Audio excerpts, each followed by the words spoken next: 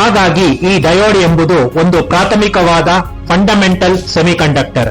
ಇದರಿಂದ ನಮಗೆ ಒಂದೇ ಡಿವೈಸ್ ಉಪಯೋಗಿಸಿ ಕರೆಂಟ್ ಅನ್ನು ಕಂಡಕ್ಟ್ ಮಾಡುವುದು ಹಾಗೂ ಮಾಡದೇ ಇರುವುದು ಇವೆರಡನ್ನು ಸಾಧಿಸಿದಂತೆ ಆಯಿತು. ಪೂರ್ಣ ಪ್ರಮಾಣದ ಸ್ವಿಚ್ ನಂತೆ ಕೆಲಸ ಮಾಡುವುದಿಲ್ಲ, ಬದಲಿಗೆ ಒಂದು ವಾಲ್ವ್ ನಂತೆ ಕಾರ್ಯನಿರ್ವಹಿಸುತ್ತದೆ. ಆದರೆ ನಮಗೆ ಇದಕ್ಕಿಂತಲೂ ಉತ್ಕೃಷ್ಟವಾದ ಸ್ವಿಚ್ ಬೇಕು. ನಾವು ಏನು ಇನ್ಪುಟ್ ಕೊಡುತ್ತೇವೋ ಅದರ ಪ್ರಕಾರ ನಮಗೆ ಬೇಕಾದಂತಹ ಔಟ್ಪುಟ್ ಕೊಡುವ ಸಾಮರ್ಥ್ಯವಿರುವ ಇನ್ಪುಟ್ ಔಟ್ಪುಟ್ ಎರಡೂ ಟರ್ಮಿನಲ್ಗಳನ್ನು ಹೊಂದಿರುವ ಡಿವೈಸ್ಗಳು ಬೇಕು. ಅವೇ ಟ್ರಾನ್ಸಿಸ್ಟರ್. ಒಂದು ಬುಕ್ ಅಲ್ಲಿ ಬರ್ಕೊಂಡು ಫಸ್ಟ್ ನಾನು ಹೇಳ್ದಂಗೆ ಒಂದೊಂದೇ ಲೆಟರ್ ನ ಪ್ರಾಕ್ಟೀಸ್ ಮಾಡಿ, ಶಿಫ್ಟ್ ಇಡ್ಕೊಂಡು ಕ್ಯಾಪಿಟಲ್ ಲೆಟರ್ಸ್. ಆಮೇಲೆ ಒಂದೊಂದು ವರ್ಡೇ ತಗೊಳ್ಳಿ, 5 into 10 50 ಟೈಮ್ಸ್ ಒಂದೊಂದು ವರ್ಡ್ ಬರಂಗೆ ಪ್ರಾಕ್ಟೀಸ್ ಮಾಡಿ.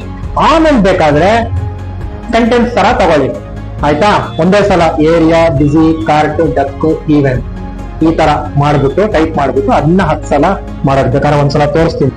ಅದೇ ತರ ಇಮೇಜ್ ಫೈಲ್,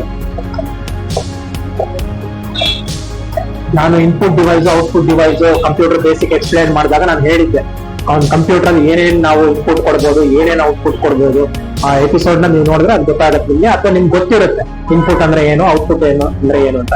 ಇಲ್ಲಿ ನಾವು ಸ್ವಲ್ಪ ಪ್ರಾಕ್ಟಿಕಲ್ ಆಗಿ ನೋಡ್ತಾ ಇದೀವಿ. ನಾವು ಫೈಲ್ ಲೆವೆಲ್ ಬಂದಿದೀವಿ, ನಾವು ಅದನ್ನ ಫೈಲ್ ಮೂಲಕ ಹೇಳೋ ತರ ಬಂದಿದೀವಿ. ನಾವು ಇನ್ಪುಟ್ ಆಗುತ್ತೆ, ಔಟ್ಪುಟ್ ಆಗುತ್ತೆ, ಮಧ್ಯದಲ್ಲಿ ಅದು ಸ್ಟೋರ್ ಆಗೋದು ಈ ತರ ಸ್ಟೋರ್ ಆಗುತ್ತೆ, ಒಂದು ಫೈಲ್ ಫಾರ್ಮ್ಯಾಟ್ ಅಲ್ಲಿ ಸ್ಟೋರ್ ಆಗುತ್ತೆ, ಆಯ್ತಾ?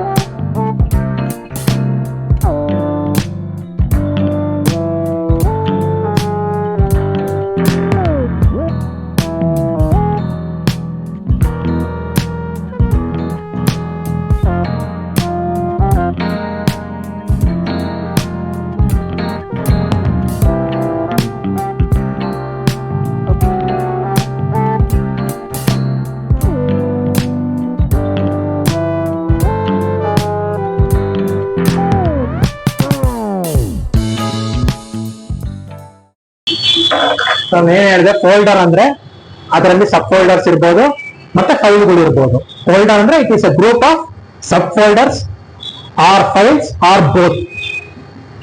ಸಬ್ ಫೋಲ್ಡರ್ಸ್ ಇರುತ್ತೆ ಅದರಲ್ಲಿ, ಅಥವಾ ಬರೀ ಫೈಲ್ಸ್ ಇರುತ್ತೆ, ಅಥವಾ ಎರಡೂ ಇರುತ್ತೆ, ಎರಡು ತರಾನು ಇರುತ್ತೆ. ಸೊ ಫೋಲ್ಡರ್ ಅಂದ್ರೆ ಏನು ಅಂತ ಗೊತ್ತಾಯ್ತು. ಫೈಲ್ ಅಂದ್ರೆ ಏನು ಅಂತ ಅಂದ್ರೆ ನಾನಾ ತರ ಫೈಲ್ಗಳು ಇರುತ್ತೆ. ಇವಾಗ ನಮ್ಮ ಆಫೀಸಲ್ಲೂ ಇವಾಗ ಆಫೀಸಲ್ಲಿ ಬರೆಯೋದು ಬರ್ದಿರೋ ಫೈಲ್ಗಳು ಇರುತ್ತಲ್ವಾ, ಕೈಯಲ್ಲಿ ಬರ್ದಿರೋ ಫೈಲ್ಗಳು. ಅದೇ ತರನೇ ಇದನ್ನು ಕಂಪ್ಯೂಟರ್ ಅಲ್ಲಿ ನಾವು ಅದಕ್ಕೂ ಇನ್ಫಾರ್ಮೇಶನ್ಗಳು ಸ್ಟೋರ್ ಮಾಡೋದಕ್ಕೂ, ಟೈಪ್ ಮಾಡಿ ಸ್ಟೋರ್ ಮಾಡೋದಕ್ಕೂ ಅದಕ್ಕೂ ನಾವು ಫೈಲ್ ಅಂತ ಹೇಳ್ತೀವಿ. ಯಾವ ತರ ಫೈಲ್ ಇರುತ್ತೆ ಅಂತಂದ್ರೆ ಟೆಕ್ಸ್ಟ್ ಫೈಲ್ ಅಂದ್ರೆ ಇದರಲ್ಲಿ ಅಕ್ಷರಗಳು ಸ್ಟೋರ್ ಆಗಿರುತ್ತೆ. ಅದೇನಾದ್ರೂ ಇರ್ಬೋದು, MS ವರ್ಡ್ ಇರ್ಬೋದು, ನೋಟ್ ಪ್ಯಾಡ್ ಇರ್ಬೋದು, ಯಾವ ತರ ಅಂತ ಹೇಳ್ತೀನಿ ನಾನು. ಅದರಲ್ಲಿ ನಾವು ಟೈಪ್ ಮಾಡಿರೋ ಅಕ್ಷರಗಳು ಸ್ಟೋರ್ ಆಗಿರುತ್ತೆ, ಆಯ್ತಾ? ಅದೇ ತರ ಇಮೇಜ್ ಫೈಲ್, ನಾನು input device output device computer basic explain ಮಾಡಿದಾಗ ನಾನು ಹೇಳಿದ್ದೆ, ಅವ್ನ ಕಂಪ್ಯೂಟರ್ ಅಲ್ಲಿ ಏನೇನ್ ನಾವು ಇನ್ಪುಟ್ ಕೊಡ್ಬೋದು, ಏನೇನ್ ಔಟ್ಪುಟ್ ಕೊಡ್ಬೋದು. ಆ ಎಪಿಸೋಡ್ ನ ನೀವು ನೋಡಿದ್ರೆ ಅದು ಗೊತ್ತಾಗತ್ತೆ ನಿಮ್ಗೆ, ಅಥವಾ ನಿಮ್ಗೆ ಗೊತ್ತಿರುತ್ತೆ ಇನ್ಪುಟ್ ಅಂದ್ರೆ ಏನು, ಔಟ್ಪುಟ್ ಏನು ಅಂದ್ರೆ ಏನು ಅಂತ. ಇಲ್ಲಿ ನಾವು ಸ್ವಲ್ಪ ಪ್ರಾಕ್ಟಿಕಲ್ ಆಗಿ ನೋಡ್ತಾ ಇದೀವಿ. ನಾವು ಫೈಲ್ ಲೆವೆಲ್ ಬಂದಿದೀವಿ, ನಾವು ಅದನ್ನ ಫೈಲ್ ಮೂಲಕ ಹೇಳೋ ತರ ಬಂದಿದೀವಿ. ನಾವು ಇನ್ಪುಟ್ ಆಗುತ್ತೆ, ಔಟ್ಪುಟ್ ಆಗುತ್ತೆ, ಮಧ್ಯದಲ್ಲಿ ಅದು ಸ್ಟೋರ್ ಆಗೋದು ಈ ತರ ಸ್ಟೋರ್ ಆಗುತ್ತೆ, ಒಂದು ಫೈಲ್ ಫಾರ್ಮ್ಯಾಟ್ ಅಲ್ಲಿ ಸ್ಟೋರ್ ಆಗುತ್ತೆ, ಆಯ್ತಾ? ಟೆಕ್ಸ್ಟ್ ಈ ತರ ಸ್ಟೋರ್ ಆಗುತ್ತೆ. ಇಮೇಜ್ ಅದೇ ತರ, ಒಂದೇನೋ ಇಮೇಜ್ ಚಿತ್ರ. ಓಕೆ, ಇದು ಯಾವ ತರ ಅಂತಂದ್ರೆ ಪಿಕ್ಸೆಲ್ ಲೆವೆಲ್ ಅಲ್ಲಿ ಸ್ಟೋರ್ ಆಗುತ್ತೆ. ಅದು ನೆಕ್ಸ್ಟ್ ಯಾವಾಗಾದ್ರೂ ನಾನು ಎಕ್ಸ್ಪ್ಲೈನ್ ಮಾಡ್ತೀನಿ.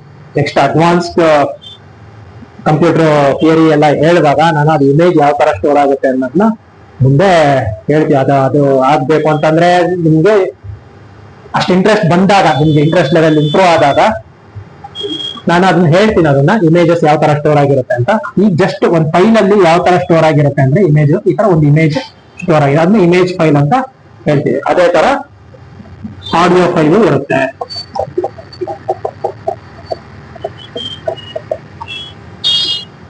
ಆಡಿಯೋ ಫೈಲನ್ನು, ಆಡಿಯೋ ಅಂದ್ರೆ ವೇವ್ ಫಾರ್ಮ್ಯಾಟ್ ಅಲ್ಲಿ ಇರುತ್ತೆ, ಅದು ಸ್ಟೋರ್ ಆಗಿರುತ್ತೆ, ವೇವ್ ತರ ಹೋಗಿರುತ್ತೆ. ಅದು ಇನ್ಫಾರ್ಮೇಶನ್ ಸುಮ್ಮನೆ ನಾನು ಸಿಂಬಾಲಿಕ್ ಆಗಿ ಹಿಂಗೆ ರೆಪ್ರೆಸೆಂಟ್ ಮಾಡ್ತಾ ಇದ್ದೀನಿ. ಇವೆಲ್ಲ ಈ ತರ ಇರುತ್ತೆ ಅಂತಲ್ಲ, ಈ ಒಂದು ಮೆಥಡ್ ಅಲ್ಲಿ ಅದು ಸ್ಟೋರ್ ಆಗಿರುತ್ತೆ. ಆಡಿಯೋ ಫೈಲ್ ಇರುತ್ತೆ,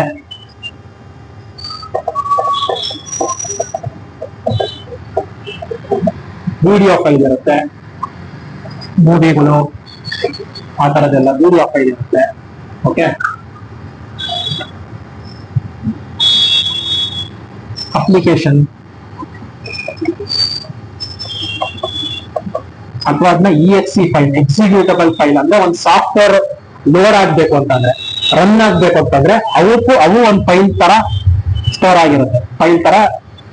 ಅದು ಒಂದು ಫೋಲ್ಡರ್ ಇರುತ್ತೆ, ಅದರಲ್ಲಿ ಎಷ್ಟೊಂದು ಫೈಲ್ಗಳು ಸ್ಟೋರ್ ಆಗಿರುತ್ತೆ. ಒಂದು ಅಪ್ಲಿಕೇಶನ್ ರನ್ ಆಗ್ಬೇಕಂದ್ರೆ ಅದು ಇನ್ಸ್ಟಾಲ್ ಆಗಿರುತ್ತೆ. ಇನ್ಸ್ಟಾಲ್ ಆದಾಗ ಫೋಲ್ಡರ್ಗಳು ಫೈಲು ಎಲ್ಲ ಕ್ರಿಯೇಟ್ ಆಗಿರುತ್ತೆ.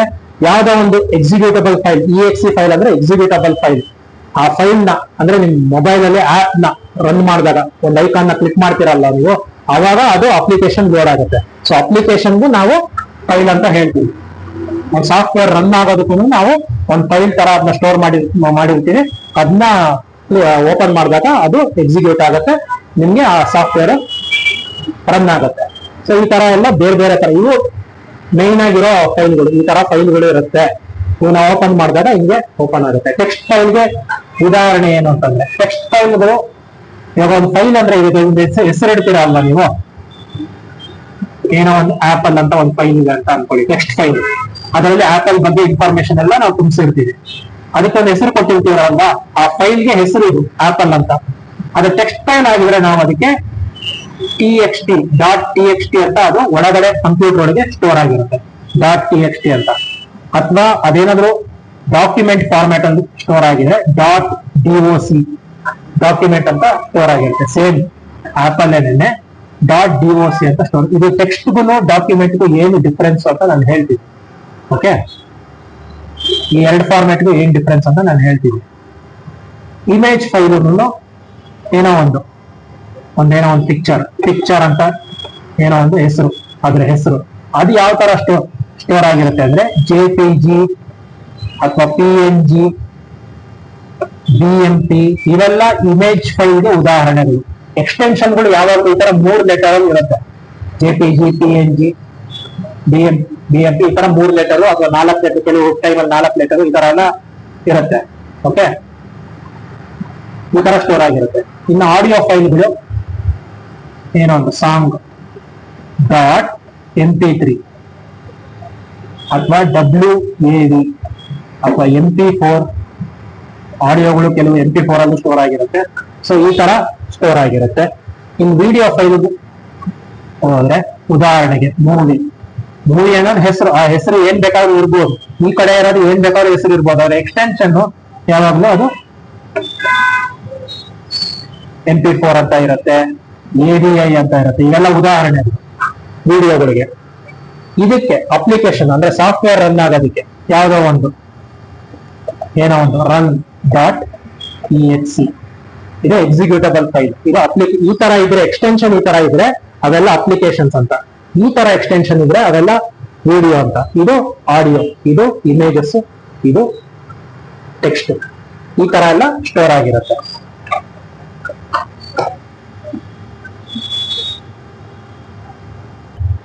ಸೆಂಟೆನ್ಸ್ ತರ ತಗೊಳ್ಳಿ, ಆಯ್ತಾ?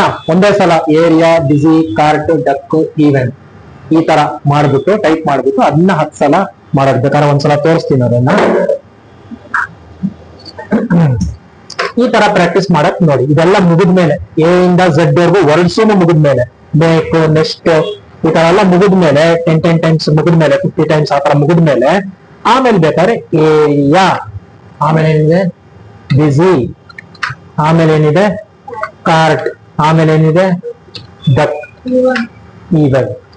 ನೋಡಿ ಬೇಡ, ಅದು ಒಂದೊಂದ್ಸಲ 5 ತಗೊಳ್ಳೋಣ, ಆಮೇಲೆ ಎಂಟರ್ ಕೀ. ಓಕೆ, ನೋಡಿ ಇವಾಗ ನೋಡಿ ಅಬ್ಸರ್ವ್ ಮಾಡಿ, ನಾನು ಕೀಬೋರ್ಡ್ ನ ಅಬ್ಸರ್ವ್ ಮಾಡಿ. ಕೀಬೋರ್ಡ್ಗೆ ಕ್ಯಾಮ್ರಾ ಫೋಕಸ್ ಆಗ್ತಾ ಇದೆ. ಏರಿಯಾ ಸ್ಟಾರ್ಟಿಂಗ್ ಮಾತ್ರ ನಾನು ಆ ತರ ಮಾಡ್ತಾ ಇದ್ದೀನಿ, ಶಿಫ್ಟ್ ಹಿಡ್ಕೊಂಡು. ಕಾರ್ಟ್, DUCK, EVEN ಅಲ್ಲಿ ನೋಡಿ ಯಾವ ತರ ಆಗತ್ತೆ ಅಂತ. ಏರಿಯಾ, ಬಿಸಿ, ಇನ್ನು ಹೇಳೋದಕ್ಕೂ ಸ್ಟಾರ್ಟ್ ಮಾಡಿ. ಡಕ್, ಈವನ್, ಹೇಳ್ಕೊಂಡು ಪ್ರಾಕ್ಟೀಸ್ ಮಾಡಿ. ಏನ್ ನಾಚಿಕೆ ಏನಿಲ್ಲ. ನೀವು ಸಪರೇಟ್ ಒಬ್ಬರೇ ಇದ್ರೆ ಏನ್ ತೊಂದರೆ ಇಲ್ಲ, ಅಥವಾ ಯಾರಾದ್ರೂ ಇದ್ರೂ ಪರವಾಗಿಲ್ಲ. ಹೇಳ್ಕೊಂಡು ಮಾಡಿ, ಏನೂ ಇಲ್ಲ. ವಿದ್ಯೆ ಆ ತರನೇ ಬರೋದು. ತಲೆಗೆ ಅಂಟೋದು ವಿದ್ಯೆ ಹಾಗೇನೇನೆ. ಹೇಳ್ಬೇಕು, ಬರೀಬೇಕು, ಬರ್ದು ಪ್ರಾಕ್ಟೀಸ್ ಮಾಡ್ಬೇಕು, ಟೈಪ್ ಮಾಡಿ ಪ್ರಾಕ್ಟೀಸ್ ಮಾಡ್ಬೇಕು, ಓದ್ಬೇಕು, ಬಾಯಲ್ಲಿ ಹೇಳ್ಬೇಕು, ಮನ್ಸಲ್ಲೂ ಹೇಳ್ಕೊಬೇಕು. ಒಂದೊಂದ್ಸಲ ಬಾಯಲ್ಲಿ ಹೇಳ್ಕೊಳ್ಳೋದು ಕಷ್ಟ ಆದ್ರೆ, ಯಾರಿಗಾದ್ರೂ ಡಿಸ್ಟರ್ಬ್ ಆಗ್ತಾ ಇದ್ರೆ ಅಟ್ಲೀಸ್ಟ್ ಮನ್ಸಲ್ಲಿ ಹೇಳ್ಕೊಳ್ಳಿ. ಹೇಳ್ಕೊಂಡು ಟೈಪ್ ಮಾಡಿ. ಇದು ಒಳ್ಳೆ ಅಭ್ಯಾಸ. ಏರಿಯಾ ನೀವು ಏನೇ ಟೈಪ್ ಮಾಡ್ಬೇಕು ಅಂದ್ರೆ ಹೇಳ್ಕೊಂಡು ಟೈಪ್ ಮಾಡಿ. ಬಿಸಿ ಮನ್ಸಲ್ಲಾದ್ರೂ ಹೇಳ್ಕೊಳ್ಳಿ. ಅಟ್ಲೀಸ್ಟ್ ಕಾರ್ಟ್, ಡಕ್, ಈವನ್ ಈ ತರ ಇದನ್ನ 10 ಸಲ ಮಾಡಿ. ನಾನೊಂದು 5 ಸಲ ಮಾಡ್ಬೇಕಲ್ಲ, ಆ ತರ 10 ಸಲ ಮಾಡಿ. ಅವಾಗ ನಿಮ್ಗೊಂದು ಗ್ರಿಪ್ ಸಿಗುತ್ತೆ. ನೆಕ್ಸ್ಟ್ ಬೇರೆ ತಗೊಳ್ಳಿ. ನೆಕ್ಸ್ಟ್ ಲೈನ್ ತಗೊಳ್ಳಿ. Fish, gate, help, idea, joke. ಹೇಳ್ಕೊಂಡು ಟೈಪ್ ಮಾಡಿ. ಈಗ ನೋಡಿ, ಕೀಬೋರ್ಡ್ಗೆ ಫೋಕಸ್ ಮಾಡಿ ತೋರಿಸ್ತಾ ಇದೀವಿ. ಫಿಶ್ ಸ್ಟಾರ್ಟಿಂಗ್ ಮಾತ್ರ ನೋಡಿ. Help, idea, joke. ಈ ತರ ಮಾಡ್ಬೇಕಾಗತ್ತೆ. ಇನ್ನೂ ಒಂದು ನಿಮ್ಗೋಸ್ಕರ ಮಾಡ್ಬಿಡೋಣ, ಪ್ರಾಕ್ಟೀಸ್ ಮಾಡೋಣ. ಯಾವ್ದು ಲಾಸ್ಟ್ ತಗೊಳ್ಳೋಣ. ಯೂಸ್ಡ್ ಅಥವಾ ಇದನ್ನ ತಗೊಳ್ಳೋಣ. ಇದನ್ನ ನೀವು ಮಾಡಿ. ಟೋರ್ಟ್, ಟೀದು, TORT. ಆಮೇಲೆ ಏನಿದೆ, ಇಸ್. ನೋಡಿ, ಟೀಗೆ ನಾವು ಏನ್ ಮಾಡಿದ್ವಿ, ಬಲಗೈ ಅದಕ್ಕೆ ಆಪೋಸಿಟ್, ಎಡಗೈದು ಶಿಫ್ಟ್. ಅದೇ ನೀವು ಕ್ಯೂಗೆ ಹೋದ್ರೆ ಎಡಗೈದು ಇದು ಕೀ, ಬಲಗೈದು ಶಿಫ್ಟ್ ಅಲ್ವಾ. ಈ ತರ ನಿಮ್ಗೆ ಕಾನ್ಶಿಯಸ್ನೆಸ್ ಬರಬೇಕು. UIZ. ಆಮೇಲೆ ROPE, ರೋ. Sent, SENT, sent. ಸೆಂಡ, ಟ್ರಾಯ್ಲ್. ಆಮೇಲೆ ಟೆಲ್, TELL, ಟೆಲ್ ಅಲ್ವಾ. ಇದನ್ನ 10 ಟೈಮ್ಸ್ ಮಾಡಿ. ಈ ತರ ಸ್ಪೀಡ್ ಇಂಪ್ರೂವ್ ಆಗುತ್ತೆ. ಮಾಡ್ತಾ ಆಗುತ್ತೆ. ಏನು ವರಿ ಮಾಡಬೇಡಿ. ಈ ತರ ಮಾಡ್ಬೇಕು. ನೀವು ಅಭ್ಯಾಸ ಆಗ್ಬೇಕು. ಶ್ರದ್ಧೆಯಿಂದ, ಪೇಷನ್ಸ್, ತಾಳ್ಮೆಯಿಂದ ಪ್ರಾಕ್ಟೀಸ್ ಮಾಡಿ. ಓಕೆ, ಈ ತರ ಫುಲ್ಲು ಎಷ್ಟು ಲೈನ್ ಇದೆ, 6 ಲೈನ್ ಮಾಡ್ಬಿಟ್ಟು ಕಡೆಗೆ ಇದು ಸುಖಾಸನ ಏನಿದೆ, ಯಾವಾಗ್ಲೂ ಹೇಳ್ತಾ ಇರ್ತೀನಲ್ಲ ನಾನು, ASD ಹೋಮ್ ಕೀಸ್ ಮರಿಬಾರ್ದು ಯಾವಾಗ್ಲೂ. ಆದ್ರೆ ಈ ಸಲ ನೀವೇನ್ ಮಾಡಿ ಅಂತಂದ್ರೆ, ಸ್ವಲ್ಪ ಅದರಲ್ಲಿ ಸ್ವಲ್ಪ ಇಂಪ್ರೂವ್ ಇದ್ ಮಾಡ್ಕೊಂಡು ಒಂದ್ ಸ್ಟೆಪ್ ಹೋಗೋಣ. A ಮಾತ್ರ ಕ್ಯಾಪಿಟಲ್, ASDF. J ಮಾತ್ರ ಕ್ಯಾಪಿಟಲ್, JKL. ಯಾಕಂದ್ರೆ ನಿಮ್ಗೆ ಆ ಕಾನ್ಶಿಯಸ್ ಬರ್ಬೇಕು. ಇನ್ಮೇಲೆ ಕ್ಯಾಪಿಟಲ್ ಲೆಟರ್ ಕಾನ್ಶಿಯಸ್ ಬರ್ಬೇಕು. ಅದಕ್ಕೆ ಈ ತರ ಇದ್ ಮಾಡೋಣ. ಓಕೆ, ಈ ತರ ಇದನ್ನು 10 ಸಲ ಮಾಡಿ. ಆದ್ರೆ ಏನ್ ಡಿಫ್ರೆನ್ಸ್ ಅಂದ್ರೆ, A ಮತ್ತೆ J ಮಾತ್ರ ಕ್ಯಾಪಿಟಲ್ ಆಗುತ್ತೆ. ನೀವು ಪ್ರಾಕ್ಟೀಸ್ ಮಾಡಿ ಗೊತ್ತಾಗತ್ತೆ ನಿಮ್ಗೆ. ಓಕೆ, ಈ ತರ ಮಾಡಿ. ಈಗ ನಾನು ಏನಂತಂದ್ರೆ, ಇನ್ನು ಮಾಡ್ತೀರಾ ಅಲ್ವಾ, ಬೇರೆಯವ್ರು ಏನ್ ಮಾಡ್ತಾರೆ, ಕೆಲವರು ಈಗೇನು ಪ್ರೊಫೆಷನಲ್ಗಳು, ಒಳ್ಳೆ ಪೊಸಿಷನ್ ಅಲ್ಲಿ ಇರೋರು, ಟೈಪಿಂಗ್ ಜಾಸ್ತಿ ಕೆಲಸ ವರ್ಕ್ ಇರೋರು ಏನ್ ಮಾಡ್ತಾರೆ, ಕ್ಯಾಪಿಟಲ್ ಲೆಟರ್ ಟೈಪ್ ಮಾಡ್ಬೇಕು ಅಂತಂದ್ರೆ, ಏರಿಯಾ ಬೇಕು ಅಂತಂದ್ರೆ ಕ್ಯಾಪ್ಸ್ ಲಾಕ್ ಆನ್ ಮಾಡ್ಕೊಂತಾರೆ. A ಮಾತ್ರ ಟೈಪ್ ಮಾಡ್ತಾರೆ, ಕ್ಯಾಪ್ಸ್ ಲಾಕ್ ಆಫ್ ಮಾಡ್ತಾರೆ. REA ಈ ತರ ಮಾಡ್ತಾರೆ. ಅಥವಾ ನೋಡೋದು ಇಲ್ಲ, ಅಥವಾ ಗೊತ್ತೂ ಇರಲ್ಲ ಅವ್ರಿಗೆ ಟೈಪಿಂಗ್. ಈ ತರ ಮಾಡ್ತಾರಲ್ವಾ.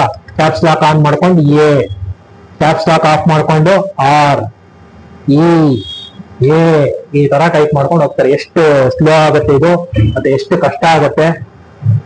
ಜನಗಳು ಅವ್ರ ಹತ್ರ ಕೆಲಸ ಮಾಡಿಸ್ಕೊಳ್ಳೋರ್ಗು ಎಷ್ಟು ತೊಂದರೆ ಆಗುತ್ತೆ, ಎಷ್ಟು ಟೈಮ್ ವೇಸ್ಟ್ ಆಗುತ್ತೆ. ಈ ಮೆಥಡ್ ಸರಿ ಇಲ್ಲ. ಕ್ಯಾಪ್ಸ್ ಲಾಕ್ ಆನ್ ಮಾಡಿ ಕ್ಯಾಪಿಟಲ್ ಲೆಟರ್ ಟೈಪ್ ಮಾಡೋದು, ಆಮೇಲೆ ತಿರ್ಗಾ ಆಫ್ ಮಾಡೋದು, ಈ ಮೆಥಡ್ ಬೇಡ. ಕೆಲವರು ಟೈಪಿಂಗ್ ಗೊತ್ತಿರೋರನ್ನು, ಕಲ್ತಿರೋರನ್ನು ಈ ಒಂದು ಮೆಥಡ್ ನ ಫಾಲೋ ಮಾಡ್ತಾರೆ. ಶಿಫ್ಟ್ ಪ್ರಾಕ್ಟೀಸ್ ಆಗಿರಲ್ಲ ಅವ್ರಿಗೆ, ಶಿಫ್ಟ್ ಯೂಸ್ ಮಾಡೋದು. ಅದ್ರಲ್ಲಿ ಈ ತರ ಆಪೋಸಿಟ್ ಎಲ್ಲ ಮಾಡ್ಬೇಕಲ್ವಾ, ಅವ್ರಿಗೆ ಸ್ವಲ್ಪ ಸ್ಟ್ರೈನ್ ಆದಂಗ ಆಗುತ್ತೆ, ಸ್ಟ್ರೆಸ್ ಆದಂಗ ಆಗುತ್ತೆ. ಅದಕ್ಕೆ ಆ ಮೆಥಡ್ ನ ಫಾಲೋ ಮಾಡಕ್ಕೆ ಹೋಗಲ್ಲ. ಕ್ಯಾಪಿಟಲ್ ಲೆಟರ್ ಬೇಕಾ, ಕ್ಯಾಪ್ಸ್ ಲಾಕ್ ಆನ್ ಮಾಡ್ಕೋ, ಟೈಪ್ ಮಾಡೋ, ಫಸ್ಟ್ ಒಂದ್ ಲೆಟರ್ ಮಾತ್ರ, ಆಮೇಲೆ ತಿರ್ಗಾ ಆಫ್ ಮಾಡ್ಕೋ. ಈ ಮೆಥಡ್ ನ ಫಾಲೋ ಮಾಡ್ತಾ ಇರ್ತಾರೆ. ಅದು ಬೇಡ. ಆ ಅಭ್ಯಾಸ ಈಗ್ಲಿಂದಾನೇ ಹೋಗ್ಬೇಕು. ಆ ದುರಾಭ್ಯಾಸ ಬೇಡ. ಇದು ಕಷ್ಟ ಆದ್ರೂ ಈ ತರನೇ ಪ್ರಾಕ್ಟೀಸ್ ಮಾಡಿ. ಟೈಪಿಂಗ್ ನ ಕ್ಯಾಪಿಟಲ್ ಲೆಟರ್ ಟೈಪ್ ಮಾಡ್ಬೇಕಾದ್ರೆ ಈ ತರ ಶಿಫ್ಟ್ ಇಟ್ಕೊಂಡೇ ಮಾಡಿ.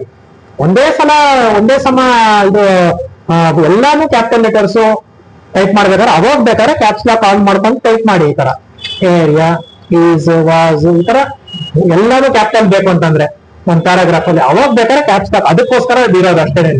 ಒಂದೊಂದು ಲೆಟರ್ಗೂ ಕ್ಯಾಪಿಟಲ್ ಇದ್ ಮಾಡೋದಕ್ಕೆ ಅಲ್ಲ ಅದಿರೋದು. ಕಂಟಿನ್ಯೂಸ್ ಆಗಿ ಕ್ಯಾಪಿಟಲ್ ಲೆಟರ್ಸ್ ಬೇಕಂದ್ರೆ ಮಾತ್ರ ಈ ತರ ಕ್ಯಾಪ್ಸ್ ಲಾಕ್ ಆನ್ ಮಾಡ್ಕೊಳ್ಳಿ. ಈ ತರ ಇಲ್ಲಿ ಇದು ಬರುತ್ತೆ, ಲೈಟ್ ಬರುತ್ತೆ, ಅವಾಗ ಬೇಕಾದ್ರೆ ಆ ತರ ಇದ್ ಮಾಡ್ಕೊಳ್ಳಿ. ಬಟ್ ಒಂದೊಂದು ಲೆಟರ್ಗೆ ಈ ತರ ಕ್ಯಾಪ್ಸ್ ಲಾಕ್ ಆನ್ ಮಾಡ್ಕೊಂಡು ಟೈಪ್ ಮಾಡಿ ಮತ್ತೆ ಆಫ್ ಮಾಡೋದು ಇದನ್ನ ಮಾಡಬೇಡಿ. ಓಕೆ, ಅದು ಒಂದು ನಿಮ್ಗೆ ಹೇಳ್ತಾ ಇದ್ದೀನಿ, ಎಚ್ಚರಿಕೆ ಕೊಡ್ತಾ ಇದ್ದೀನಿ. ಇನ್ನೊಂದು ಏನು ಅಂತ ಅಂದ್ರೆ, ಈಗ 32 ಕೀಸ್ ಆಯ್ತು, ಇನ್ನೆರಡು ಕೀಸ್ ಎಕ್ಸ್ಟ್ರಾ ಆಯ್ತು, ಸೊ 34 ಕೀಸ್ ಆಯ್ತು ಅಲ್ವಾ, ಶಿಫ್ಟ್ ಸೇರಿಸಿ. ಇನ್ನೊಂದು ನೀವು ಆಲ್ರೆಡಿ ಯೂಸ್ ಮಾಡ್ತಾ ಇರ್ಬೋದು ಇದು ಅನ್ಸುತ್ತೆ, ತಪ್ಪುಗಳಾದ್ರೆ ನೀವು ಟೈಪ್ ಮಾಡಿದಾಗ ತಪ್ಪುಗಳಾದ್ರೆ ಏನ್ ಮಾಡ್ತಾ ಇದ್ರಿ ನೀವು, ಬ್ಯಾಕ್ ಸ್ಪೇಸ್ ನಾನು ಹೇಳಿರ್ಲಿಲ್ಲ ಆದ್ರೆ ನಿಮ್ಗೆ ಗೊತ್ತಿರುತ್ತಲ್ವಾ, ಇದು ಬ್ಯಾಕ್ ಸ್ಪೇಸ್ ಯೂಸ್ ಮಾಡ್ತಾ. ಇವಾಗ ನಾವು ಏರಿಯಾ ಬೇಕು, ನಾನೇನೋ ಬೇರೆ ಏನೋ ಡಬ್ಲ್ಯೂ ಮಾಡ್ಬಿಟ್ಟೆ, ಅದು ಹೋಗ್ಬೇಕಂದ್ರೆ ನೀವೇನ್ ಮಾಡ್ಬೇಕು, ಇದೆ ಅಲ್ವಾ, ಇದನ್ನ ಯೂಸ್ ಮಾಡಿ ನೀವು ಅದನ್ನ ಹೊಡೆದಾಕಿ ಈ ತರ ಟೈಪ್ ಮಾಡ್ತೀರಾ. ಏನೋ ಎಕ್ಸ್ಟ್ರಾ ಬಂದ್ಬಿಡ್ತು ಅವಾಗ್ಲೂ ಇದನ್ನ ಮಾಡ್ತೀರಾ. ಇದಕ್ಕೆ ನೀವು ಆದಷ್ಟು ಇದು ಬಲಗೈದು ಲಿಟಲ್ ಫಿಂಗರ್ ಯೂಸ್ ಮಾಡಿ ಇದೊಂದು ಅಭ್ಯಾಸ ಮಾಡ್ಕೊಳ್ಳಿ. ಕೆಲವರು ಏನ್ ಮಾಡ್ತಾರೆ, ಬ್ಯಾಕ್ ಸ್ಪೇಸ್ ಅಂತ ಅದಕ್ಕೆ ಅಂತಾರೆ. ಬ್ಯಾಕ್ ಸ್ಪೇಸ್ ಅಂತಂದ್ರೆ ಕರೆಕ್ಷನ್ ಕೀ, ಅದು ಬೇಡದಿರೋರನ್ನ ತೆಗೆದಾಕಕ್ಕೆ ಬ್ಯಾಕ್ ಸ್ಪೇಸ್. ನೋಡಿ ಹಿಂಗೆ ಏನು ಬೇಡ ಯಾವ್ದು ಬೇಡ ಅಂತಂದ್ರೆ ಹಿಂಗ್ ಮಾಡ್ಕೊಂಡು ಹೋಗ್ತಾ ಇದ್ರೆ ಅದೆಲ್ಲ ಕ್ಲಿಯರ್ ಆಗ್ತಾ ಹೋಗುತ್ತೆ ಅಲ್ವಾ. ಸೊ ಅದಕ್ಕೆ ನೀವು ಈ ತರ ಎಲ್ಲ ಕೈ ಎಲ್ಲ ಎತ್ಬಿಟ್ಟು ಈ ತರ ಇಂಡೆಕ್ಸ್ ಫಿಂಗರ್ ಅಥವಾ ಇನ್ಯಾವುದೋ ಒಂದು ಬೆರಳು ಯೂಸ್ ಮಾಡಿ ಈ ತರ ಮಾಡೋದ್ ಬೇಡ. ಕಂಟಿನ್ಯೂಸ್ ಆಗಿ ಎಲ್ಲ ತೆಗೆದಾಕ್ಬೇಕು ಅಂತಂದ್ರೆ ಇದು ಯೂಸ್ ಮಾಡಿ, ಒಂದಕ್ಕಿಂತ ಹೆಚ್ಚು ಮಾಡ್ಬೇಕಂದ್ರೆ. ಬಟ್ ಒಂದೇ ಒಂದು ಮಾಡ್ಬೇಕು ಅಂತಂದ್ರೆ ಯಾವ್ದಕ್ಕೂ ಇದನ್ನೇ ಅಭ್ಯಾಸ ಮಾಡಿ. ನೋಡಿ ಗೊತ್ತಾಗ್ತಾ ಇದೆಯಾ, ನಾನು ಅದನ್ನೇ ಯೂಸ್ ಮಾಡ್ತಾ ಇದ್ದೆ, ಆ ಬೆರಳೆ ಯೂಸ್ ಮಾಡ್ತಾ ಇರೋದು. ತೆಗೆದಾಕ್ಬೇಕಂದ್ರೆ ಆ ಬೆರಳೆ ಯೂಸ್ ಮಾಡೋದು. ಸೊ ಇದೊಂದು ಸೇರಿಸ್ಕೊಳ್ಳಿ ನಿಮ್ ಇದಕ್ಕೆ. ಅಲ್ಲಿಗೆ ಏನಾಯ್ತು, 32 ಇಂದ 35 ಕೀಸ್ ಆಯ್ತು. ಸೊ ಇದನ್ನೊಂದು ಸೇರಿಸಿದ್ವಿ ನಾವು. ಇವೆಲ್ಲ ಫ್ರೀಕ್ವೆಂಟ್ ಆಗಿ ಯೂಸ್ ಮಾಡೋ ಕೀಸ್. ನಾವು 32 ಬೇಸಿಕ್ ಕೀಸ್ ಅಂತ ಹೇಳಿದೆ ಅಲ್ವಾ, ಅವು ಯಾವುದು 32 ಬೇಸಿಕ್ ಕೀಸ್, ಇಷ್ಟು, ಇದು ಮತ್ತೆ ಇವೆರಡು ಸೇರಿದ್ರೆ 32 ತಾನೆ. ನೋಡಿ ಇಲ್ಲಿ 10 middle, upper, lower, 10 30, space bar, enter 32. Okay, ಎರಡು ಶಿಫ್ಟ್ ಪ್ರಾಕ್ಟೀಸ್ ಮಾಡಿದ್ವಿ ಇವತ್ತು. 34 ಮತ್ತೆ ಒಂದು ಬ್ಯಾಕ್ ಸ್ಪೇಸ್ ಮೊದಲೇ ಯೂಸ್ ಮಾಡ್ತಾ ಇದೀವಿ ನೀವು, ಬಟ್ ಈಗ ನಾನೇ ಹೇಳ್ತಾ ಇದ್ದೀನಿ ಇನ್ನ ಯಾವ ತರ ಯೂಸ್ ಮಾಡ್ಬೇಕಂತ. ಈ ಬೆರಳು ಯೂಸ್ ಮಾಡೆ, ಬಲಗೈದು ಇಂಡೆಕ್ಸ್ ಲಿಟಲ್ ಫಿಂಗರ್ ಯೂಸ್ ಮಾಡಿ ಅದನ್ನ ಮಾಡ್ಬೇಕು. ಸೊ 35 ಕೀಸ್ ನ ಪ್ರಾಕ್ಟೀಸ್ ಮಾಡ್ದಂಗ್ ಆಯ್ತು. ಅದರಲ್ಲಿ ಇಂಪಾರ್ಟೆಂಟ್ ಆಗಿ ಈ ಕ್ಲಾಸಲ್ಲಿ, ಇವತ್ತಿನ ಕ್ಲಾಸಲ್ಲಿ ಶಿಫ್ಟ್, ಅದು ಎರಡೇ ಕೀ ಆದ್ರೂ ಕಷ್ಟ ಇದೆ, ಅದನ್ನ ನೀವು ಸಾಕಷ್ಟು ಪ್ರಾಕ್ಟೀಸ್ ಮಾಡ್ಬೇಕಾಗುತ್ತೆ. ಈ ಎಕ್ಸಸೈಸ್ ಏನಿದೆ ಇನ್ನ ಇಂಪಾರ್ಟೆಂಟ್ ಆಗಿರೋ ಎಕ್ಸಸೈಸ್, 6ನೇ ಎಕ್ಸಸೈಸ್. 5 ಎಕ್ಸಸೈಸ್ ಮಾಡಿದ್ವಿ ಲಾಸ್ಟ್ ಕ್ಲಾಸ್ ಅಲ್ಲಿ. ಈ 6ನೇ ಎಕ್ಸಸೈಸ್ ನ ರಿಪೀಟ್ ಆಗಿ ಮಾಡಿ, ಒಂದ್ 3 ದಿವಸ ಕಂಟಿನ್ಯೂಸ್ ಆಗಿ ಮಾಡಿ. ಇದನ್ನ ಫಸ್ಟ್ ದಿವಸ ಮಾತ್ರ ಬೇಕಾದ್ರೆ ಆ single letter A B C ಒಂದೊಂದೇ ಲೆಟರ್ ನ ಶಿಫ್ಟ್ ಇಳ್ಕೊಂಡು ಮಾಡೋದು, ಅದನ್ನ ಮಾಡಿ. ಆಮೇಲೆ ಲೆಟರ್ ಇದು ವರ್ಡ್ ವೈಸ್ ಏರಿಯಾ, ಬಿಸಿ ಈ ತರ ಬೇಕಾದ್ರೆ 2ನೇ ದಿವಸ ಸಿಂಗಲ್ ಕೀನ ಟೈಪ್ ಮಾಡೋದು ಮಾಡಕ್ ಹೋಗ್ಬೇಡಿ, ನಿಮ್ಗೆ ಸುಮ್ಮನೆ ಬೇಡ, ಅದು ಆ ತರ ಬೇಡ. 2ನೇ ದಿವಸ ನೀವು ವರ್ಡ್ಗಳನ್ನ ಪ್ರಾಕ್ಟೀಸ್ ಮಾಡೋದನ್ನ ಮಾಡಿ, ಸಪರೇಟ್ ಆಗಿ ಏರಿಯಾ ಇಂಟು 5 into 10 50 ಟೈಮ್ಸ್ ಅದನ್ನ ಮಾಡಿ 2ನೇ ದಿವಸ, ಆಯ್ತಾ. ಜೊತೆಗೆ ಅದಾದ್ಮೇಲೆ ಇದನ್ನ ಮಾಡಿ, ಲೈನ್ ವೈಸ್ ಮಾಡಿ. ಗೊತ್ತಾಗ್ತಾ ಇದೆಯಲ್ವಾ, ಲೈನ್ ವೈಸ್ ಮಾಡಿ. 3ನೇ ದಿವಸ ಬೇಕಂದ್ರೆ ಲೆಟರ್ ವೈಸು ಬೇಡ, ವರ್ಡ್ ವೈಸು ಬೇಡ, ಡೈರೆಕ್ಟ್ ಆಗಿ ಈ ತರ ಲೈನ್ ವೈಸೇನೆ ಮಾಡಿ. ಗೊತ್ತಾಗ್ತಾ ಇದೆ ಅಲ್ವಾ ನಿಮ್ಗೆ. 3ನೇ ದಿವಸ 3 ದಿವಸ ಪ್ರಾಕ್ಟೀಸ್ ಮಾಡಿ, ಇದನ್ನ ಕಂಟಿನ್ಯೂಸ್ ಆಗಿ 3 ದಿವಸ ಪ್ರಾಕ್ಟೀಸ್ ಮಾಡಿ. ಬೇಕಾದ್ರೆ ಬೆಳಗ್ಗೆ ಒಂದ್ಸಲ, ಸಾಯಂಕಾಲ ಒಂದ್ಸಲ, ಆ ತರನು ಮಾಡಿ. ನಿಮ್ಗೆ ಟೈಮ್ ಇದ್ರೆ ಮತ್ತೆ ನಿಮ್ಗೆ ಬೇಗ ಪಿಕಪ್ ಆಗ್ಬೇಕು, ಮತ್ತೆ ಬೇಗ ಜಾಸ್ತಿ ಸ್ಪೀಡ್ ಇಂಪ್ರೂವ್ ಆಗ್ಬೇಕು ನಿಮ್ಗೆ ಅಂತಂದ್ರೆ ಈ ಎಕ್ಸಸೈಸ್ ನ ಆದಷ್ಟು ಮಾಡಿ, ಪ್ರಾಕ್ಟೀಸ್ ಮಾಡಿ. ಬೆಳಗ್ಗೆ ಸಾಯಂಕಾಲ 2 ಸಲ ಮಾಡಿ. Letter wise, word wise first day. Second day ಬರೀ ವರ್ಡ್ ವೈಸು ಮತ್ತೆ ಲೈನ್ ವೈಸ್. ಮೂರು ಹೇಳಿದೆ ನಾನು, ಲೆಟರ್ ವೈಸು, ವರ್ಡ್ ವೈಸು ಮತ್ತೆ ಲೈನ್ ವೈಸ್. ಫಸ್ಟ್ ದಿವಸ letter wise, word wise, line wise 3 ಮಾಡಿ ಬೆಳಗ್ಗೆ ಸಾಯಂಕಾಲ. 2ನೇ ದಿವಸ ಲೆಟರ್ ವೈಸ್ ಬೇಡ, ವರ್ಡ್ ವೈಸ್ ಮಾಡಿ, ವರ್ಡ್ ವೈಸು ಲೈನ್ ವೈಸು ಮಾಡಿ, ಪ್ರಾಕ್ಟೀಸ್ ಮಾಡಿ, ಆಯ್ತಾ. 3ನೇ ದಿವಸ ಬರೀ ಲೈನ್ ವೈಸ್ ಮಾಡಿ. ನೆಕ್ಸ್ಟ್ ನಿಮ್ಗೆ 4ನೇ ದಿವಸ 5ನೇ ದಿವಸ ಎಲ್ಲ ಬೇಕು ಅಂತಂದ್ರೆ ಸ್ವಲ್ಪ ಚೇಂಜ್ ಮಾಡಿ ಇದನ್ನ ಎಕ್ಸರ್ಸೈಸ್ ನ. 4 ಲೆಟರ್ ಬದಲು 5 ಲೆಟರ್ ಹಾಕೋದು, 6 ಲೆಟರ್ ಎಲಿಫೆಂಟ್, ಈ ಬದಲು ಎಲಿಫೆಂಟ್ ಹಾಕೊಳ್ಳಿ. ಇನ್ನೊಂದ್ ಸ್ವಲ್ಪ ಆತರ ಚೇಂಜ್ ಮಾಡಿ ಇದು ಎಕ್ಸರ್ಸೈಸ್, ಇನ್ನೊಂದ್ ಸ್ವಲ್ಪ ಕಾಂಪ್ಲಿಕೇಟ್ ಮಾಡ್ಕೊಳ್ಳಿ, ಅಂತ ಪ್ರಾಕ್ಟೀಸ್ ಮಾಡಿ, ಆ ತರ ಪ್ರಾಕ್ಟೀಸ್ ಮಾಡಿ. ಸೊ ಇಷ್ಟು ನೀವು ಮಾಡಿ. ಇದನ್ನ ಮಾಡುವಾಗ ನೀವೇನ್ ಮಾಡ್ತಾ ಇದ್ದೀರಾ, ಆ 32 ಬೇಸಿಕ್ ಕೀಸ್ ಜೊತೆ 2 ಶಿಫ್ಟ್ ಕೀಸ್ ಅಲ್ವಾ. ಮೊದಲು 32 ಬೇಸಿಕ್ ಕೀಸ್ ಇತ್ತು, ಅದ್ಯಾವುದು ಅಂತ ನಿಮ್ಗೆ ಗೊತ್ತಾಗಿದೆ. 2 ಶಿಫ್ಟ್ ಕೀಸು, ಲೆಫ್ಟ್ ರೈಟ್, ಆಮೇಲೆ ಒಂದು ಬ್ಯಾಕ್ ಸ್ಪೇಸ್ ಕರೆಕ್ಷನ್ ಇದು, ಕರೆಕ್ಷನ್ ಅಲ್ವಾ. ಇದು ಯಾವ್ದು ಯೂಸ್ ಮಾಡೋದು ನೀವು, left little finger, right little finger. Back ಸ್ಪೇಸ್ಗೆ ಯಾವ್ದು ಯೂಸ್ ಮಾಡ್ತೀರಾ, ರೈಟ್ ಲಿಟಲ್ ಫಿಂಗರ್ ಅಲ್ವಾ. ಇದು ಲಾಸ್ಟ್ ಕ್ಲಾಸ್ ಒಳಗೆ ಗೊತ್ತಾಗಿದೆ. ಈ ಕ್ಲಾಸ್ ಅಲ್ಲಿ ನೀವು ಈ 3 ಕೀಸ್ ನ ತಿಳ್ಕೊಂಡಿದ್ದೀರಾ. ಮೇನ್ ಆಗಿ ಈ 2 ಕೀಸ್ ನ ತಿಳ್ಕೊಂಡಿದ್ದೀರಾ. ಕ್ಯಾಪಿಟಲ್ ಲೆಟರ್ ಯೂಸ್ ಮಾಡೋದಕ್ಕೆ ನಾವು ಇದನ್ನ ಇದು ಮಾಡ್ಕೊಂತೀವಿ. ಏನಾದ್ರು ಎಕ್ಸರ್ಸೈಸ್ ಬುಕ್ ಅಲ್ಲಿ ಬರ್ಕೊಂತಾ ಇದ್ರೆ, ನೋಟ್ ಮಾಡ್ಕೊಂತಾ ಇದ್ರೆ ಇದನ್ನ ಬರ್ಕೊಳ್ಳಿ. 32 ಕೀಸ್ ಜೊತೆ, ಬೇಸಿಕ್ ಕೀಸ್ ಜೊತೆ ನಾವು ಈ 3 ಕೀಸ್ ನ ಸೇರಿಸ್ಕೊಂಡಿದ್ದೀವಿ. ಸೊ ಇಷ್ಟು ಇರಲಿ ಈ ಟೈಪಿಂಗ್ ಕ್ಲಾಸ್ಗೆ. ನೆಕ್ಸ್ಟ್ ಟೈಪಿಂಗ್ ಕ್ಲಾಸ್ ಅಲ್ಲಿ ನೋಡೋಣ ಇನ್ನೊಂದ್ ಸ್ವಲ್ಪ ಇದನ್ನೇ ಇನ್ನೊಂದ್ ಸ್ವಲ್ಪ ನೋಡೋಣ. ಸ್ವಲ್ಪ ಲೈನ್ಗಳನ್ನ ರ್ಯಾಂಡಮ್ ವರ್ಡ್ಗಳನ್ನ ಹಾಕೋದು. ಈಗ ಒಂದು ಆರ್ಡರ್ ಅಲ್ಲಿ ಹೋಗಿದೆ ಅಲ್ವಾ, ಏರಿಯಾ, ಬಿಸಿ, ಈ ತರ ಹೋಗಿದೆ. ಇನ್ನೊಂದ್ ಸ್ವಲ್ಪ ಮೀನಿಂಗ್ಫುಲ್ ಸೆಂಟೆನ್ಸಸ್ ನ ಹಾಕೋದು, ಆ ತರ ಏನಾದ್ರು ಪ್ರಾಕ್ಟೀಸ್ ಮಾಡೋಣ ನೆಕ್ಸ್ಟ್. ಸೊ ಈ ಕ್ಲಾಸ್ಗೆ ಇಷ್ಟು ಸಾಕು.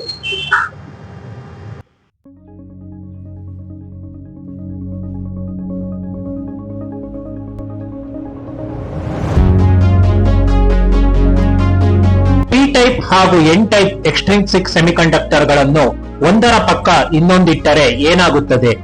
ಈ ರೀತಿ ಔಟ್ ಆಫ್ ದ ಬಾಕ್ಸ್ ಯೋಚಿಸಬೇಕು.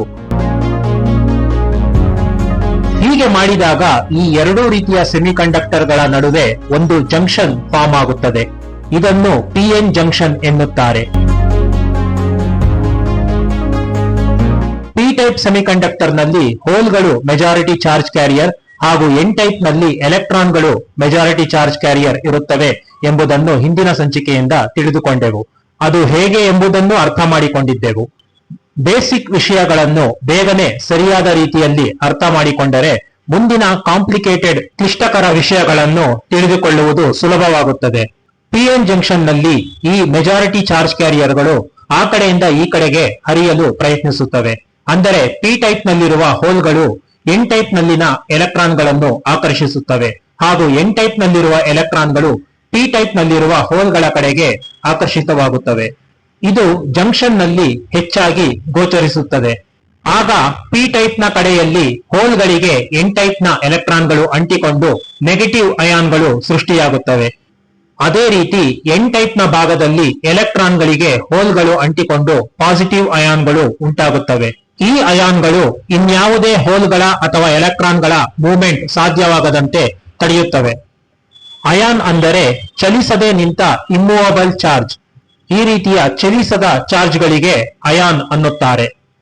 ಪಿಎನ್ ಜಂಕ್ಷನ್ ನ ಆ ಕಡೆ ಈ ಕಡೆ ಇರುವ ಈ ಅಯಾನ್ಗಳ ಭಾಗಕ್ಕೆ ಡಿಪ್ಲಿಷನ್ ರೀಜನ್ ಎಂದು ಕರೆಯುತ್ತಾರೆ. ಇಂತಹ ಪಿಎನ್ ಜಂಕ್ಷನ್ಗೆ ಯಾವುದೇ ರೀತಿಯಲ್ಲಿ ಹೊರಗಿನಿಂದ ವೋಲ್ಟೇಜ್ ಅಂದರೆ ಎಕ್ಸ್ಟರ್ನಲ್ ಪೊಟೆನ್ಷಿಯಲ್ ನೀಡದಿದ್ದರೆ ಇವು ಈಕ್ವಿಲಿಬ್ರಿಯಂ ಸ್ಥಿತಿಯಲ್ಲಿ ಇರುತ್ತದೆ. ಏಕೆಂದರೆ ಪಿಎನ್ ಜಂಕ್ಷನ್ ನ ಡಿಪ್ಲಿಷನ್ ರೀಜನ್ ನಲ್ಲಿ ಬ್ಯಾರಿಯರ್ ಪೊಟೆನ್ಷಿಯಲ್ ಏರ್ಪಟ್ಟಿರುತ್ತದೆ. ಇದನ್ನು ಬಿಲ್ಟ್ ಇನ್ ವೋಲ್ಟೇಜ್ ಎಂದು ಕರೆಯುತ್ತಾರೆ. ಜೊತೆಗೆ ಇಲ್ಲಿ ಒಂದು ಎಲೆಕ್ಟ್ರಿಕ್ ಫೀಲ್ಡ್ ಸಹ ಈ ರೀತಿ ಏರ್ಪಡುತ್ತದೆ. ಎಲೆಕ್ಟ್ರಿಕ್ ಫೀಲ್ಡ್ ಎಂದರೆ ಕರೆಂಟ್ ಹರಿಯುವ ಪ್ರದೇಶ. ನಾವು ಮೊದಲಿನಿಂದಲೂ ಹೇಳಿರುವಂತೆ ಯಾವಾಗಲೂ ಪಾಸಿಟಿವ್ ನಿಂದ ನೆಗೆಟಿವ್ ಕಡೆಗೆ ಕರೆಂಟ್ ಹರಿಯುತ್ತದೆ. ಎಲೆಕ್ಟ್ರಾನ್ಗಳು ಅದರ ವಿರುದ್ಧ ದಿಕ್ಕಿನಲ್ಲಿ ಚಲಿಸುತ್ತವೆ. ಎನ್ ಟೈಪ್ ನಲ್ಲಿ ಹೋಲ್ಗಳು ಮೈನಾರಿಟಿ ಆಗಿರುವುದರಿಂದ ಹಾಗೂ ಪಿ ಟೈಪ್ ನಲ್ಲಿ ಎಲೆಕ್ಟ್ರಾನ್ಗಳು ಮೈನಾರಿಟಿ ಆಗಿರುವುದರಿಂದ ಈ ಎಲೆಕ್ಟ್ರಿಕ್ ಫೀಲ್ಡ್ ಮೂಲಕ ಈಕ್ವಿಲಿಬ್ರಿಯಂ ಸ್ಥಿತಿಯಲ್ಲಿ ಕರೆಂಟ್ ಹರಿಯಲು ಸಾಧ್ಯವಿಲ್ಲ. ಇನ್ನು ಪಿಎನ್ ಜಂಕ್ಷನ್ ನಲ್ಲಿ ಬ್ಯಾರಿಯರ್ ಪೊಟೆನ್ಷಿಯಲ್ ಇರುವುದರಿಂದ ಅಂದರೆ ವಿರುದ್ಧ ದಿಕ್ಕಿನಲ್ಲಿ ಎಲೆಕ್ಟ್ರಿಕ್ ಫೀಲ್ಡ್ ಇರುವುದರಿಂದ ಈಕ್ವಿಲಿಬ್ರಿಯಂ ಸ್ಥಿತಿಯಲ್ಲಿ ಬ್ಯಾರಿಯರ್ ದಾಟಿ ಮೆಜಾರಿಟಿ ಚಾರ್ಜ್ ಕ್ಯಾರಿಯರ್ಗಳು ಸಹ ಚಲಿಸಲು ಸಾಧ್ಯವಾಗುವುದಿಲ್ಲ. ಈ ಬ್ಯಾರಿಯರ್ ಪೊಟೆನ್ಷಿಯಲ್ ಸಿಲಿಕಾನ್ ನಲ್ಲಿ 0.7 ವೋಲ್ಟ್ಸ್ ಆಗಿರುತ್ತದೆ.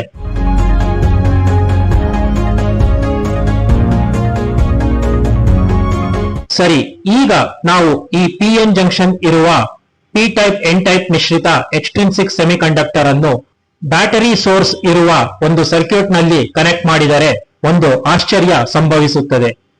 ಈ ರೀತಿಯ ಸಿಂಪಲ್ ಸರ್ಕ್ಯೂಟ್ ನಲ್ಲಿ ಕಂಡಕ್ಟರ್ ಹಾಗೂ ಇನ್ಸುಲೇಟರ್ಗಳು ಸ್ವಿಚ್ಗಳು ಹೇಗೆ ಕೆಲಸ ಮಾಡುತ್ತವೆ ಎಂಬುದನ್ನು ನಾವು ಹಿಂದಿನ ಸಂಚಿಕೆಗಳಲ್ಲಿ ನೋಡಿದ್ದೇವೆ. ಈ ಸರ್ಕ್ಯೂಟ್ ನಲ್ಲಿ ಈ ವಸ್ತುವನ್ನು ಅಂದರೆ PN ಜಂಕ್ಷನ್ ಕನೆಕ್ಟ್ ಮಾಡಿದರೆ ಏನಾಗುತ್ತದೆ ಎಂಬುದನ್ನು ನೋಡೋಣ. ಈ P ಮತ್ತು N ಮಿಶ್ರಿತ ಸೆಮಿಕಂಡಕ್ಟರ್ಗೆ ಡಯೋಡ್ ಎಂದು ಕರೆಯುತ್ತಾರೆ ಮತ್ತು ಈ ವಸ್ತುವನ್ನು ಟೆಕ್ನಿಕಲ್ ಆಗಿ ತಯಾರಿಸುವುದು ಈ ರೀತಿ. ಅಂದರೆ ಒಂದು ಸಿಲಿಕಾನ್ ಕ್ರಿಸ್ಟಲ್ ಅನ್ನು ತೆಗೆದುಕೊಂಡರೆ ಒಂದು ಭಾಗದಲ್ಲಿ P ಟೈಪ್ ಇಂಪ್ಯೂರಿಟಿಯನ್ನು ಡೋಪ್ ಮಾಡಿ ಇನ್ನೊಂದು ಕಡೆ N ಟೈಪ್ ಅನ್ನು ಡೋಪ್ ಮಾಡುತ್ತಾರೆ. ಆಗ ನಮಗೆ PN ಜಂಕ್ಷನ್ ಉಳ್ಳ ಸೆಮಿಕಂಡಕ್ಟರ್ ಅಂದರೆ ಡಯೋಡ್ ಸಿಗುತ್ತದೆ.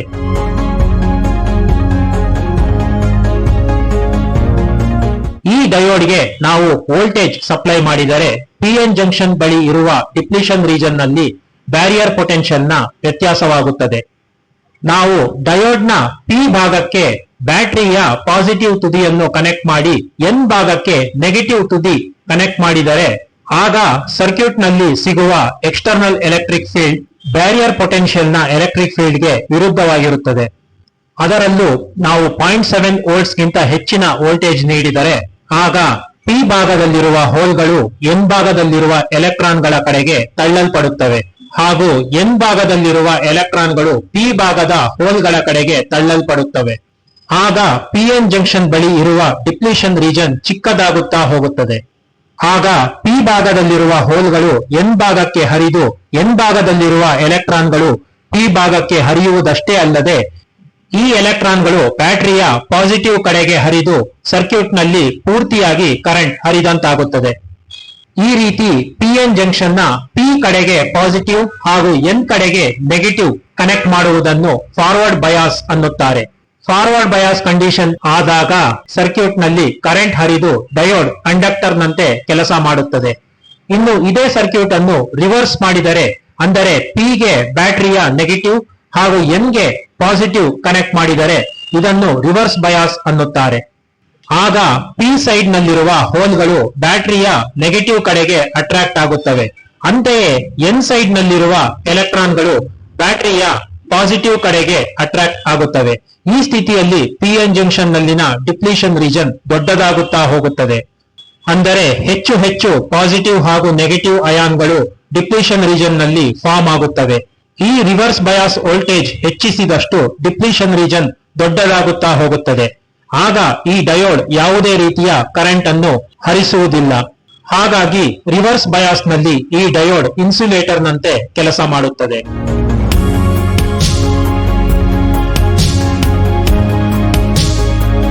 ಹಾಗಾಗಿ ಈ ಡಯೋಡ್ ಎಂಬುದು ಒಂದು ಪ್ರಾಥಮಿಕವಾದ ಫಂಡಮೆಂಟಲ್ ಸೆಮಿಕಂಡಕ್ಟರ್. ಇದರಿಂದ ನಮಗೆ ಒಂದೇ ಡಿವೈಸ್ ಉಪಯೋಗಿಸಿ ಕರೆಂಟ್ ಅನ್ನು ಕಂಡಕ್ಟ್ ಮಾಡುವುದು ಹಾಗೂ ಮಾಡದೇ ಇರುವುದು ಇವೆರಡನ್ನು ಸಾಧಿಸಿದಂತೆ ಆಯಿತು.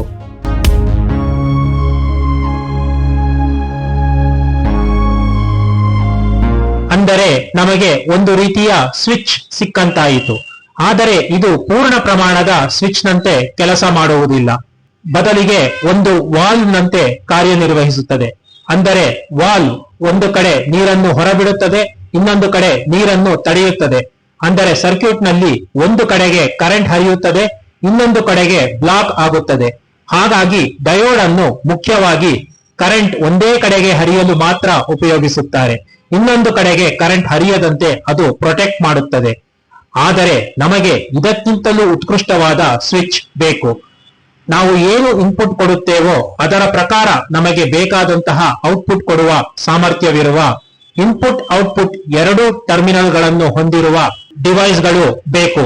ಅವೇ ಟ್ರಾನ್ಸಿಸ್ಟರ್. ಈ ಟ್ರಾನ್ಸಿಸ್ಟರ್ಗಳ ಬಗ್ಗೆ ಮುಂದಿನ ಸಂಚಿಕೆಯಲ್ಲಿ ತಿಳಿದುಕೊಳ್ಳೋಣ. ಡಯೋಡ್ಗೆ ಒಟ್ಟು ಕೇವಲ ಎರಡು ಟರ್ಮಿನಲ್ಗಳಿವೆ. ಆದರೆ ಯಾವುದೇ ರೀತಿಯ ಎಲೆಕ್ಟ್ರಿಕಲ್ ಅಥವಾ ಎಲೆಕ್ಟ್ರಾನಿಕ್ಸ್ ಅಥವಾ ಕಂಪ್ಯೂಟರ್ನ ಆಪರೇಷನ್ಗೆ ಇನ್ಪುಟ್ಗೆ 2 ಟರ್ಮಿನಲ್ ಹಾಗೂ ಔಟ್ಪುಟ್ಗೆ 2 ಟರ್ಮಿನಲ್ನ ಅವಶ್ಯಕತೆ ಇದೆ. ಅಂದರೆ ಇನ್ಪುಟ್ಗೆ ನಾವು 1 ವೋಲ್ಟೇಜ್ ನೀಡಿದರೆ ನಮಗೆ ಔಟ್ಪುಟ್ ನಲ್ಲಿ ಇನ್ನೊಂದು ರೀತಿಯ ವೋಲ್ಟೇಜ್ ಸಿಗಬೇಕು. ಕೇವಲ ಕರೆಂಟ್ನ ಹರಿಯುವಿಕೆ ಬದಲಾದರೆ ಸಾಲದು. ವೋಲ್ಟೇಜ್ ನ ವ್ಯತ್ಯಾಸಗಳ ಕಡೆಗೆ ಅಂದರೆ ಇನ್ಪುಟ್ ವೋಲ್ಟೇಜ್ ಹಾಗೂ ಔಟ್ಪುಟ್ ವೋಲ್ಟೇಜ್ಗಳ ಕಡೆಗೆ ನಮ್ಮ ಗಮನವನ್ನು ಈಗ ಹರಿಸಬೇಕು. ಡಯೋಡ್ ನಿಂದ ನಮಗೆ ಕೇವಲ ವೋಲ್ಟೇಜ್ ಪ್ರೊಟೆಕ್ಷನ್, ರಿವರ್ಸ್ ಕರೆಂಟ್ ನಿಂದ ಡಿವೈಸ್ ನ ಪ್ರೊಟೆಕ್ಷನ್, ಎಸಿ ಕರೆಂಟ್ ನಿಂದ ಡಿಸಿ ಕರೆಂಟ್ ಗೆ ಪರಿವರ್ತನೆ ಇಂತಹವನ್ನು ಮಾತ್ರ ಸಾಧಿಸಬಹುದು. ಆದರೆ ಟ್ರಾನ್ಸಿಸ್ಟರ್ ನಲ್ಲಿ 3 ಟರ್ಮಿನಲ್ಗಳು ಇರುತ್ತವೆ. ಈ 3 ಟರ್ಮಿನಲ್ಗಳಲ್ಲಿ 2 ಜೋಡಿಯನ್ನು ಇನ್ಪುಟ್ಗೆ, 2 ಜೋಡಿಯನ್ನು ಔಟ್ಪುಟ್ಗೆ ನಾವು ಬಳಸಬಹುದು. ಹಾಗಾದರೆ ಈ ಟ್ರಾನ್ಸಿಸ್ಟರ್ನ ಸಂಯೋಜನೆ ಹೇಗಿರುತ್ತದೆ? ಆ 3 ಟರ್ಮಿನಲ್ಗಳು ಯಾವುವು? ಟ್ರಾನ್ಸಿಸ್ಟರ್ ಹೇಗೆ ಸ್ವಿಚ್ ಹಾಗೂ ಆಂಪ್ಲಿಫೈಯರ್ ನಂತೆ ಕೆಲಸ ಮಾಡುತ್ತದೆ? ಯಾವುದೇ ಇನ್ಪುಟ್ಗೆ ಬಯಸಿದ ಔಟ್ಪುಟ್ ಹೇಗೆ ಕೊಡುತ್ತದೆ? ಇವೆಲ್ಲವನ್ನು ಮುಂದಿನ ಸಂಚಿಕೆಗಳಲ್ಲಿ ನೋಡುತ್ತಾ ಹೋಗೋಣ.